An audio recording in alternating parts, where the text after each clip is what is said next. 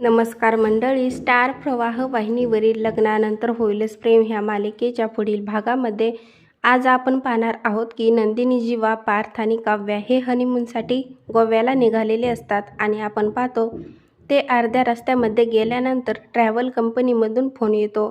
Local इलेक्शनमुळे सर्व tour cancel झालेले आहेत आणि सर्वांनाच खूप मोठा धक्का बसतो आणि त्यावेळेस जीवा हा ड्रायव्हरला बोलतो, आता पुढे जाऊन राईट टर्न घेतला की आपले फार्म हाऊस लगेच येईल. तर इकडे आपण पाहतो फार्म हाऊसमध्ये रम्या आणि वसुंधरा हे पुरावे शोधण्यासाठी गेलेल्या असतात आणि त्या घरामध्ये सर्व पुरावे शोधू लागतात आणि त्यावेळेस आपण पाहतो जीवा, काव्या, नंदिनी आणि पार्थ कार देखील फार्म हाऊसमध्ये येते आणि जीवाची नजर ही खिडकीमध्ये जाते. तर खिडकीमध्ये लाईट बंद चालू होत असते आणि हे पाहून त्याच्या मनामध्ये संशय निर्माण होतो. फार्म हाऊसमध्ये कोणीतरी आहे आणि त्याच वेळेस आतमध्ये आपण पाहतो रम्याच्या हाती जीवा व काव्याचा एक जुना फोटो लागतो आणि तो फोटो पाहिल्यानंतर तिला मात्र खूप मोठा धक्का बसतो आणि ती आईला बोलते, आई हा बघ फोटो. आणि तो फोटो पाहिल्यानंतर दोघीही आनंदित होतात कारण त्यांच्या हाती एक ठोस पुरावा मिळालेला असतो. आता पुढील येणाऱ्या भागामध्ये पार्थ, जीवा, नंदिनी आणि काव्या हे सर्वजण वसुंधरा आणि रम्याला